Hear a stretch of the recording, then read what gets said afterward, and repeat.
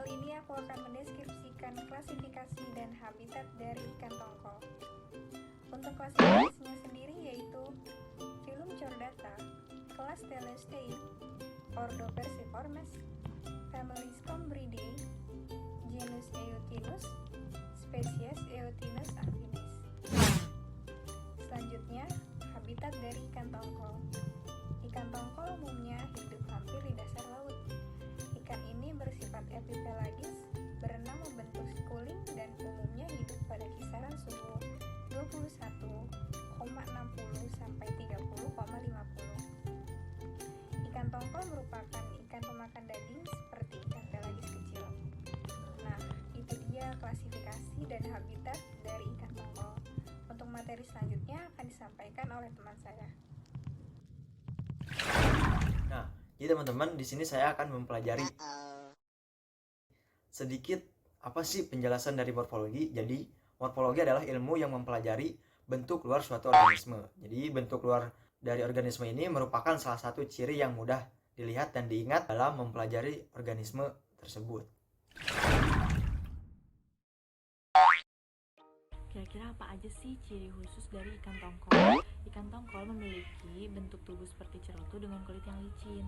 Dia juga memiliki sirip dada yang melengkung, ujungnya lurus, dan pangkalnya yang kecil. Nah, pada sirip punggung, perut dan dadanya ini, pada pangkalnya ini terdapat lakukan, sehingga sirip-siripnya ini dapat dilipat masuk ke dalam lakukan tersebut. Nah, hal ini dapat memperkecil daya gesekan dari air pada saat ikan berenang dengan cepat. Nah, pada ikan tongkol, pada sirip punggung dan dumburnya juga terdapat sirip-sirip tambahan yang kecil.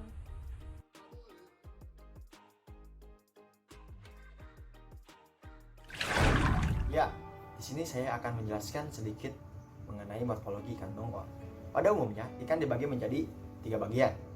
Yang pertama, ada kepala, ada badan, ekor. Di sini ada mulut, mata, tutup insan, urat sisi, sirip punggung, sirip ekor. Dapat dilihat, tongkol memiliki bentuk tubuh seperti torpedo. Mulut ikan tongkol terletak di bagian ujung kepala yang disebut terminal. Dan tongkol juga memiliki bentuk ekor pinlet. Bisa dilihat, tongkol tidak memiliki sisi. Kali ini saya akan menjelaskan apa itu morfometrik dan apa itu meristik pada ikan. Ada yang tahu belum morfometrik atau meristik itu apa? Kalau belum tahu, kita bahas satu-satu ya. Baik, yang pertama itu ada morfometrik. Morfometrik adalah ciri yang berkaitan dengan ukuran tubuh atau bagian tubuh ikan, misalnya panjang total dan panjang baku. Ukuran ini merupakan salah satu hal yang dapat digunakan sebagai ciri taksonomi saat mengidentifikasi ikan.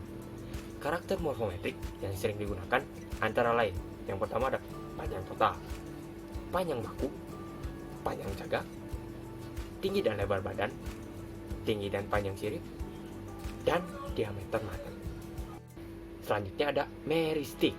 Meristik adalah ciri yang berkaitan dengan jumlah bagian tubuh dari ikan, misalnya jumlah sisik pada garis rusuk, jumlah jari-jari keras dan lemah pada sirip punggung. Ciri meristik merupakan ciri dalam taksonomi yang dapat dipercaya. Kenapa? Karena sangat mudah untuk digunakan. Ciri meristik ini meliputi apa saja pada ikan yang dapat dihitung, antara lain jari-jari dan duri pada sirip, jumlah sisik, dan jumlah panjang linea lateralis. Dari ciri meristik ini dapat menjadi tanda untuk spesies tersebut. Nah, begitulah morfometrik dan meristik dari ikan. Selanjutnya akan disampaikan oleh teman saya. Kali ini perhitungan morfometrik dan meristik dari ikan tongkol. Yang pertama ada panjang total tubuh (TL) 30 cm, panjang sampai lekuk ekor atau FL 24,5 cm. Panjang standar dari ikan tongkol yaitu 26,5 cm. Selanjutnya ada panjang kepala, itu 8 cm.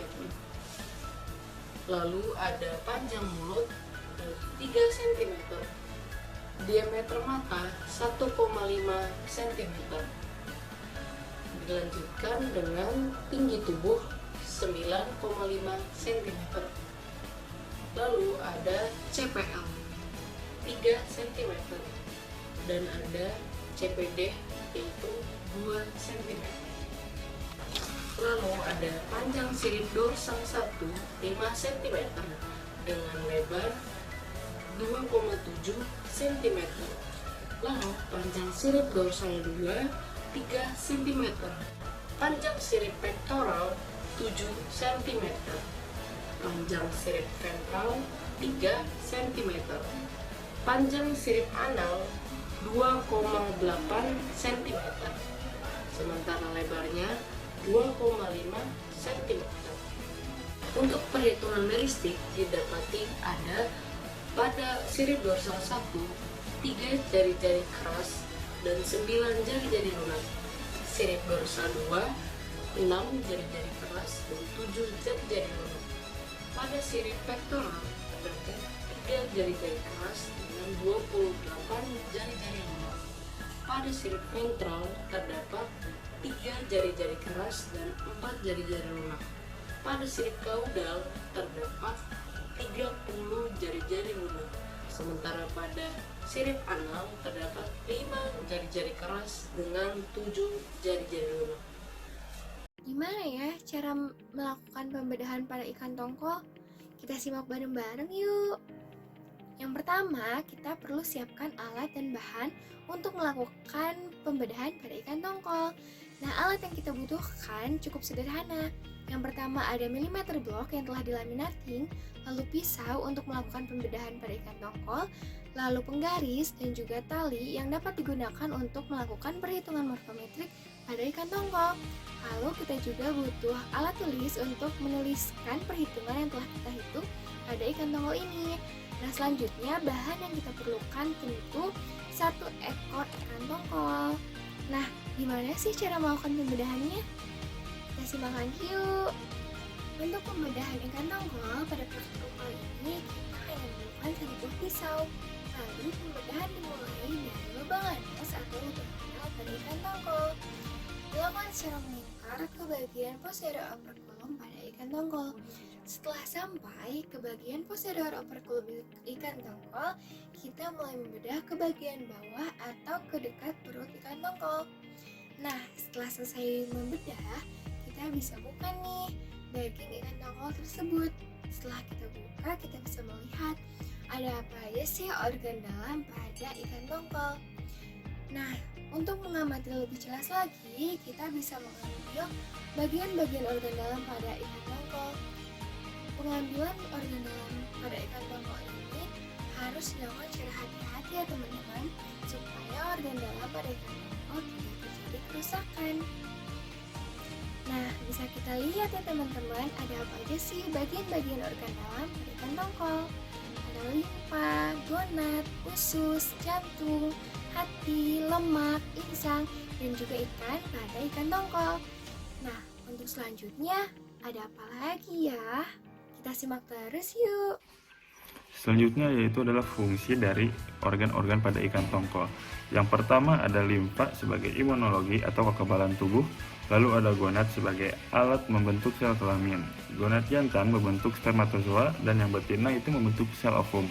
Lalu ada usus sebagai tempat terjadinya penyerapan zat makanan, ada jantung yang memompa darah ke seluruh tubuh, ada juga hati yang sebagai menjaga homeostatis melalui metabolisme dan menyimpan nutrien serta detoksifikasi pada ikan. Lalu juga ada insang sebagai alat pernapasan.